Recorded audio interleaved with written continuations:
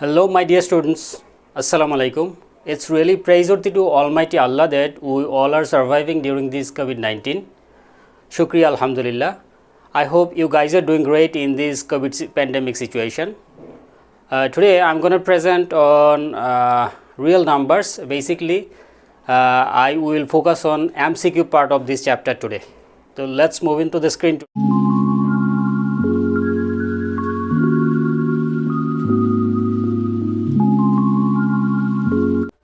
শিক্ষার্থী বন্ধুরা, আমরা শুরু করছি এমসিকিউ পার্ট। তো অনুশীলনী 1-এর প্রথম প্রশ্নতে দেখা যাচ্ছে যে which one is an irrational number, নিচের কোনটি অমূলদ সংখ্যা। To identify the irrational number we have to know some specific properties. First of all, অমূলদ সংখ্যার প্রপার্টিজগুলো আমাদের জানতে হবে। অমূলদ সংখ্যা হচ্ছে যে সংখ্যাকে পি বাই কিউ আকারে প্রকাশ করা যায় না, যেখানে পি কিউ হচ্ছে পূর্ণ সংখ্যা, ঠিক আছে, অর্থাৎ পি কিউ এর অনুপাত আকারে প্রকাশ করা যাবে না। আর দ্বিতীয়ত হচ্ছে পূর্ণবর্গ নয় এমন কোনো সংখ্যার বর্গমূলই হচ্ছে অমূলদ সংখ্যা। তার মানে দুইটা ওয়েতে আমরা আইডেন্টিফাই করতে পারবো। তা আমরা দেখি নিচের কোনটি অমূলদ সংখ্যা। কতে দেয়া আছে তোমার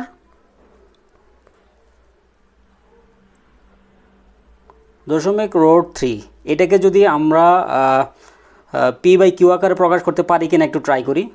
দেখো 3 মাইনাস 3 বাই 9, তাহলে এটা কী দাঁড়াচ্ছে 3/9 বা 1/3। এটা কিন্তু আমি পি বাই কিউ আকারে প্রকাশ করে ফেলেছি, সো এটা অমূলদ সংখ্যা নয়। আচ্ছা, আরেকটা জিনিস খতে বলা আছে আমাদের, দেখো খতে বলা আছে রোড 16/9। এটাকে যদি আমি রোড সরাই তাহলে উপরে দাঁড়াবে 4 আর নিচে দাঁড়াবে 3, এটাও কিন্তু পি বাই কিউ আকারে হয়ে গেল, তাহলে এটা অমূলদ সংখ্যা না। একইভাবে গতে বলা আছে কিউব রুট অফ 8/27। আচ্ছা, এইটা তাহলে কি দাঁড়ায়, কিউব 8-এর কিউব রুট হচ্ছে 2 আর 27-এর কিউব রুট হচ্ছে 3, তাহলে এটাও কিন্তু পি বাই কিউ আকারে প্রকাশিত হয়ে গেল। I mean all this 3 are not irrational number, তাহলে অবভিয়াসলি এটা ইররেশনাল নাম্বার। আর তারপরে আমি একটু প্রমাণ করে দিচ্ছি এটা কীভাবে ইররেশনাল নাম্বার। দেখো রোড 3 একটা পূর্ণবর্গ সংখ্যা নয়, তাহলে পূর্ণবর্গ সংখ্যা নয় এমন যে কোনো সংখ্যার বর্গমূলই একটা অমূলদ সংখ্যা। তার মানে উপরে 5 নিচে একটা অমূলদ সংখ্যা, তাহলে যে সংখ্যাটা আসবে সেটাও একটা অমূলদ সংখ্যা, অর্থাৎ এটাই হচ্ছে আমার অ্যান্সার। বোঝা গেল? আর কিভাবে আমি 0.3 পৌনঃপুনিককে কীভাবে আমি এসে নিলাম এটা নিশ্চয়ই তোমরা জানো, কিভাবে দশমিক ভগ্নাংশকে স্বাভাবিক ভগ্নাংশে প্রকাশ করতে হয়, ঠিক আছে। তো আমরা অ্যান্সার পেয়ে গেলাম 5/√3, ঠিক আছে, যেহেতু রোড 3 একটা কি অমূলদ সংখ্যা। আচ্ছা, number 2, A B C D 4টি ক্রমিক স্বাভাবিক সংখ্যা। আচ্ছা, ক্রমিক মানে হচ্ছে যে সংখ্যাগুলো তোমার সিরিয়ালি থাকবে, ঠিক আছে। আর স্বাভাবিক সংখ্যা নর্মালি 0 থেকে বড় যে কোনো ধনাত্মক সংখ্যাগুলোকে আমরা স্বাভাবিক সংখ্যা বলি। সেফর 1 2 3 4 5 6 7 8 9 এগুলো যা আছে সব স্বাভাবিক সংখ্যা। এখন আমি যদি ক্রমিক স্বাভাবিক সংখ্যা বলি, তাহলে যেই সংখ্যাটা শুরু হবে তার থেকে পরের সংখ্যাগুলো সিরিয়ালি এক এক করে বাড়তে থাকবে। এই জন্য ক্রমিক সংখ্যা। যদি আমি 2 থেকে শুরু করি তাহলে পরের সংখ্যাগুলো হবে 3 4 5। আবার যদি 3 থেকে শুরু করি তাহলে কি হবে, অথবা 5 থেকে শুরু করি 5 6 7 8, এ হচ্ছে 4টি ক্রমিক স্বাভাবিক সংখ্যা। এখন আমরা কিন্তু আমাদের উদাহরণে একটা প্রবলেম সলভ করে আসছি। সেই প্রবলেমটাতে বলাই আছে যে 4টি ক্রমিক স্বাভাবিক সংখ্যার সাথে যদি কোন এক যোগ করে দিই তাহলে সেটি একটি পূর্ণবর্গ সংখ্যা হয়, এবং সেটা আমরা প্রমাণ করেছি, আমরা পেয়েছি যে সেটা একটা পূর্ণবর্গ সংখ্যা। তো আমরা এখানে এটা একটু প্রুফ করে দেখি। যদি এ বি সি ডি 4টি ক্রমিক স্বাভাবিক সংখ্যা ধরি, আমি এটা এ, এটা বি, এটা সি, এটা ডি, তাহলে এ বি সি ডি আমার কত হয় দেখো, 536 37 210 ইন্টু 8 মানে 16 আচ্ছা আমরা আরেকটু ছোট করি, এর ক্যালকুলেশনটা একটু বড় হয়ে যাচ্ছে। হ্যাঁ, আমরা ধরো 2 3 4 5কে আমরা ধরি, 2 3 4 5 হচ্ছে ABCD, ঠিক আছে। তাহলে ABCD আমার কী দাঁড়াচ্ছে, 3 দুগুণে 6, 4 5 20, 6 20 120, 3 দুগুণে 6, 424, 5 24 120, তার সাথে যদি আমি 1 যোগ করি কী দ্বারা 121। আচ্ছা 121টা কিন্তু বেসিক্যালি 11, 121-এর বর্গমূল হচ্ছে 11, তার মানে 11 স্কোয়ার হচ্ছে 121, অর্থাৎ 121 একটি পূর্ণবর্গ সংখ্যা, এটা প্রমাণিত। তার মানে কী দাঁড়াবে, এই ক্রমিক সংখ্যার নিচের কোনটি পূর্ণবর্গ সংখ্যা? যদি ABCD প্লাস 1 হয় তাহলে সেটা পূর্ণবর্গ হবে, এই যে ABCD প্লাস 1, আর বাকি সবগুলো ফলস। বুঝতে পেরেছ? আগে যে প্রবলেমটা সলভ করে আসছি, জাস্ট সেই প্রবলেমটার প্রশ্নটা মনে রাখলেই হবে। তার মানে ABCD প্লাস 1 হলেই আমি এখানে এটা প্রমাণ করে দেখালাম যে ABCD প্লাস 1 যেটা একটা পূর্ণবর্গ সংখ্যা হয়। চারটি ক্রমিক সাপেক্ষ সংখ্যা 2 3 4 5, অথবা আরও ছোটো করে আমি দেখাতে পারি 1 2 3 4, তাহলে 2 6 24, তাহলে 24-এর সাথে যদি 1 যোগ করি তাহলে 25, আর 25 কি একটা পূর্ণবর্গ সংখ্যা। ঠিক আছে, I hope you are clear. আচ্ছা আমরা পরের প্রশ্নে যাই। পরের প্রশ্নে বলা আছে 1 থেকে 10 পর্যন্ত মৌলিক সংখ্যা কয়টি? আচ্ছা তার আগে আমাকে জানতে হবে হোয়াট ইজ প্রাইম নাম্বার, মৌলিক সংখ্যা।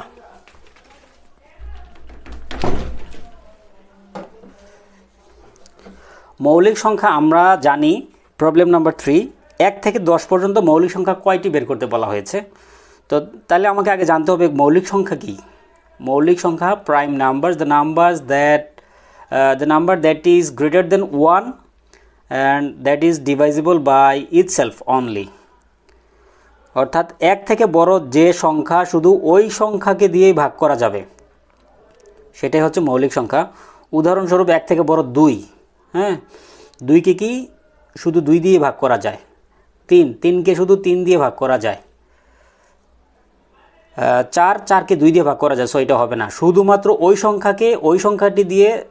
সংখ্যাটিকে ছাড়া অন্য কোনো সংখ্যা দিয়ে ভাগ করা যাবে না। তাহলে 5, ইয়েস, 5কেও 5 ছাড়া আর অন্য কাউকে ভাগ করা যায় না। 6কে কিন্তু 2 দিয়ে ভাগ করা যায়, 3 দিয়ে ভাগ করা যায়, সো 6 না। তার মানে কি গেল, 4 না, 6 না। তারপর 7, হ্যাঁ 7কে কিন্তু 7 ছাড়া অন্য কাউকে দিয়ে ভাগ করা যায় না, so it is okay. 8, no, 8কে 2 দিয়ে ভাগ করা যায়, 4 দিয়ে ভাগ করা যায়, সো এটা হবে না। 9, না, 9ও হবে না, কারণ 9কে 3 দিয়ে ভাগ করা যায়। আচ্ছা 10ও হবে না, কারণ 10কে 2 দিয়ে ভাগ করা যায়, 5 দিয়ে ভাগ করা যায়। তাহলে 1 থেকে 10 পর্যন্ত মৌলিক সংখ্যা কয়টি দাঁড়াচ্ছে? 2 একটা, 3 একটা, 5 একটা, 7 একটা। তাহলে 1 2 3 4, তাহলে 4টি হবে। আচ্ছা আমি তোমাদের প্রবলেম সলভিং লেকচারে তোমার 1 থেকে 100 পর্যন্ত বিভিন্ন রেঞ্জে কিভাবে মৌলিক সংখ্যা কতটা করতে হয়, শর্ট টাইমে বের করতে হয়, সেরকম একটা শর্টকাট টিপস দিব। সো তোমরা ওই লেকচারটাতে চোখ রাখো। আচ্ছা পরে দেখো কোনটি সকল পূর্ণ সংখ্যার সেট। আচ্ছা সকল পূর্ণ সংখ্যার সেট, এখানে আমরা যদি কতে দেখি, দেখো -4 -2 0 2 4 সবগুলো কিন্তু তোমার সকল জোড় সংখ্যার সেট এটা। ঠিক আছে, মানে ধনাত্মক ঋণাত্মক জোড় সংখ্যার সেট। আর খতে যদি দেখি তাহলে এটা হবে না।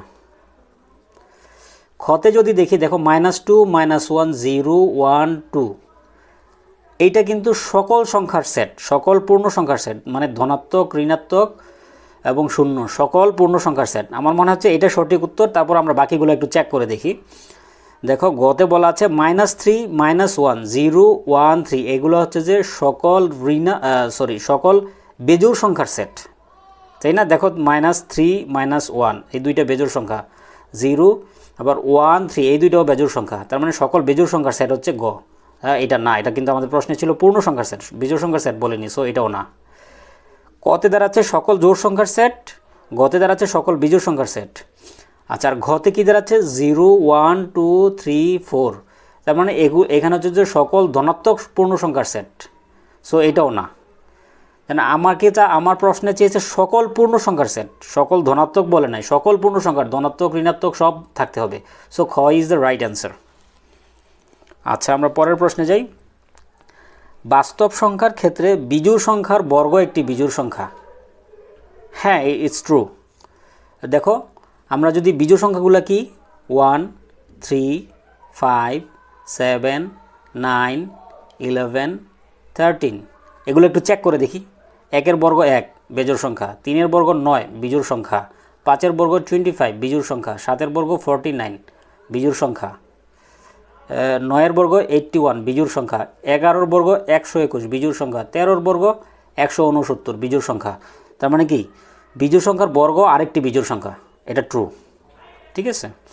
আচ্ছা, দুইটি জোড় সংখ্যার গুণফল, দুইটি জোড় সংখ্যার গুণফল এর গুণিতক একটি জোড় সংখ্যা, এর গুণিতক জোড় সংখ্যা।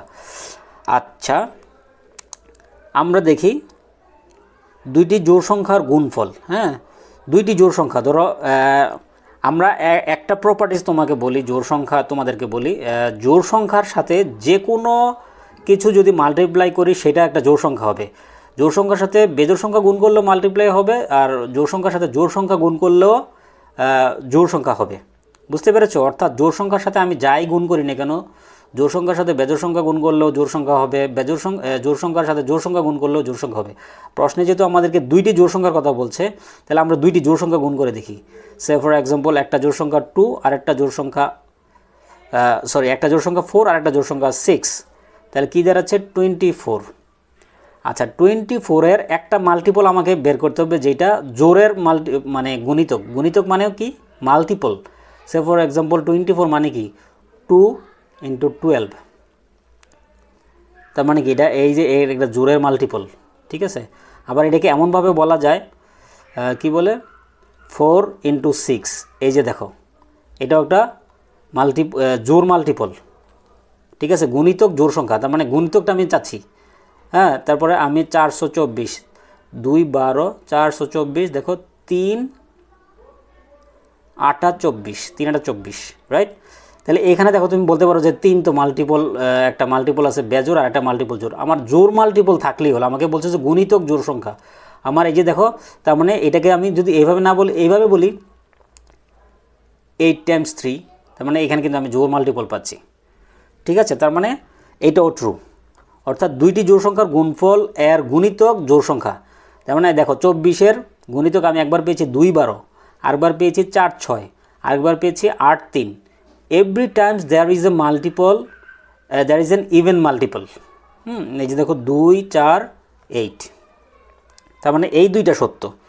পূর্ণবর্গ নয় এমন সংখ্যার বর্গমূল মূলদ সংখ্যা। নো, অ্যাবসোলিউটলি রং। আমরা আগেই পড়ে আসছি অমূলদ সংখ্যার সংজ্ঞা অনুযায়ী যে পূর্ণবর্গ নয় এমন সংখ্যার বর্গমূল হচ্ছে একটা অমূলদ সংখ্যা। তাহলে how come you say that this is a মূলদ সংখ্যা? So it is wrong. তার মানে আমার 1 এবং 2 সত্য, তাহলে এটা ক।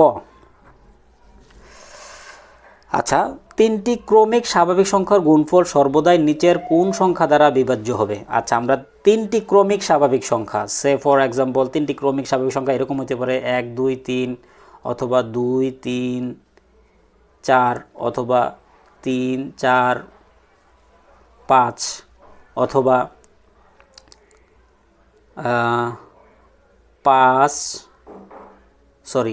4 5 6, এটুকুই করি আমরা। হ্যাঁ, দেখো এইগুলোকে যদি মাল্টিপ্লাই করি কি হয়, 1 2 3 6, ডিভাইজেবল বাই 6। আচ্ছা, 3 2 6, 424, এটাও কিন্তু 6 দ্বারা ডিভাইজেবল। আচ্ছা, 3 4 12, 5 12 60, এটাও কিন্তু 6 দ্বারা ডিভাইজেবল। আচ্ছা, 4 5 20, 6 20 120, এটাও কিন্তু 6 দ্বারা ডিভাইজেবল। বাকিগুলো দেখো নাম্বার 1-এ কিন্তু 5 দ্বারা যায় না, সো এটা বাদ। প্রথমে 7 দ্বারাও যায় না, এটাও বাদ প্রথমেই। তারপরে 11 দ্বারাও যায় না, প্রথমেই বাদ। তার মানে আমার কী দাঁড়াচ্ছে? অ্যান্সার ইজ খ। আর প্রবলেম নাম্বার 7-এ বলা হয়েছে এ ও বি দুইটি ক্রমিক জোড় সংখ্যা হলে নিচের কোনটি বিজোড় সংখ্যা? আচ্ছা, আমাদের এখানে কয়েকটা জোড় সংখ্যার কয়েকটা প্রপার্টিজ ভালো করে জেনে রাখা ভালো। সেটা হচ্ছে জোড় সংখ্যার সাথে যে কোনো জোড় সংখ্যা যোগ করা হলে সেটাও একটা জোড় সংখ্যা হবে, অথবা জোড় সংখ্যাকে যে কোনো সংখ্যা দিয়ে, সেটা হতে পারে বেজোড় সংখ্যা, হতে পারে জোড় সংখ্যা, যা দিয়েই আমি মাল্টিপ্লাই করি সেটাও একটা জোড় সংখ্যা হবে। অর্থাৎ আলটিমেটলি কী দাঁড়াচ্ছে, তোমার জোড় সংখ্যার সাথে যে কোনো জোড় সংখ্যা যোগ করলে সেটাও একটা জোড় সংখ্যা হবে, এবং জোড় সংখ্যার সাথে জোড় কিংবা বেজোড় যে কোনো সংখ্যা দিয়েই, যে কোনো পূর্ণ সংখ্যা দিয়ে মাল্টিপ্লাই করে সেটাও একটা জোড় সংখ্যা হবে। তাহলে আমাদের দেখো এখানে বলছে এ ও বি দুইটি ক্রমিক জোড় সংখ্যা। ক্রমিক জোড় সংখ্যা মানে প্রথমটা যে কোনো একটা জোড় সংখ্যা, পরেরটা তার থেকে 2 বেশি। ধরো প্রথমটা যদি 4 হয়, পরেরটা হবে 6। আচ্ছা, প্রথমটা যদি 10 হয়, পরেরটা হবে 12। প্রথমটা যদি 2 হয়, পরেরটা হবে 4। প্রথমটা যদি 6 হয়, পরেরটা হবে 8। ঠিক আছে, এগুলো হচ্ছে ক্রমিক জোড় সংখ্যা। আচ্ছা, এখন আমাদেরকে দেখতে হবে নিচের কোনগুলো জোড় কিংবা বিজোড়। তাহলে আরেকটা প্রপার্টিজ আমি বলতে ভুলে গিয়েছি, সেটা হচ্ছে জোড় সংখ্যার স্কোয়ার, কিউব কিংবা জোড় সংখ্যার উপর যে কোনো পাওয়ারই থাকুক না কেন সেটাও একটা জোড় সংখ্যা হবে। তাহলে এখানে শর্ত অনুযায়ী এ এবং বি দুইটাই ক্রমিক জোড় সংখ্যা, অর্থাৎ দুইটাই জোড় সংখ্যা। তাহলে এ স্কোয়ার এটাও একটা জোড় সংখ্যা হবে, বি স্কোয়ার এটাও একটা জোড় সংখ্যা হবে। সো এগুলার একটাও হবে না অ্যান্সার, যেহেতু আমাকে বিজোড় সংখ্যা বের করতে হবে। আচ্ছা দেখো, তারপরে গতে বলা আছে এ স্কোয়ার প্লাস 1। এ স্কোয়ার মানে একটা জোড় সংখ্যা, প্লাস 1 থাকলে কিন্তু এটা বিজোড় সংখ্যা হয়ে গেল। ঠিক আছে, এটাই আপাতত মনে হচ্ছে আমাদের অ্যান্সার। ঠিক আছে, তারপর আমরা ঘটাও একটু চেক করে দেখি। B square plus 2, B square মানে কি একটা জোড় সংখ্যার স্কোয়ার, তার মানে সেটা একটা জোড় সংখ্যা। সেই জোড় সংখ্যার সাথে আবার যদি 2 যোগ করি সেটাও একটা জোড় সংখ্যা হবে আলটিমেটলি। সো এটাও অ্যান্সার না। অতএব আমাদের সঠিক অ্যান্সার হচ্ছে গ। ঠিক আছে, ক খ গ, that is the right answer. Okay. আচ্ছা, তাহলে আমাদের ইয়েতে কি বলা আছে যে পূর্ণ সংখ্যা হলে এ স্কোয়ার প্লাস বি স্কোয়ারের সাথে নিচের কোনটি যোগ করলে যোগফল একটি পূর্ণবর্গ সংখ্যা হবে। আসলে এই শর্তগুলো মানে ইররিলেভেন্ট, যদিও এ স্কোয়ার প্লাস বি স্কোয়ারের সাথে আমরা জানি একটা সূত্র জানি বীজগণিতের, যে A square plus B square মানে হচ্ছে এ প্লাস বি এর হোল স্কোয়ার। তার মানে এ প্লাস বি এর হোল স্কোয়ার মানে কি পূর্ণবর্গ। তার মানে এটা কি লাগবে, A square plus B square plus সাথে কি লাগবে আর 2ab। তো আমার দেখো মাইনাস এবি হবে না, রং অ্যান্সার। এবিও হবে না, 2ab আছে, সেটা যোগ করলেই কিন্তু এই যে প্লাস 2ab দিলেই কিন্তু হয়ে যাচ্ছে। এবি হবে না, এবি এখানে ঘতে এবি বলা আছে, আবার খতে এবি বলা আছে। So all these are same things.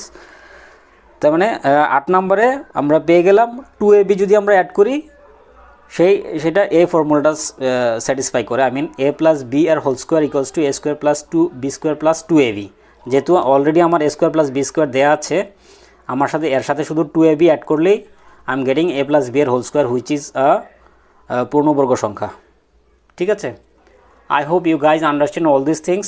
If you have any problems, you may have some specific questions on the comment sections. Please don't forget to subscribe my channel and hit the bell button.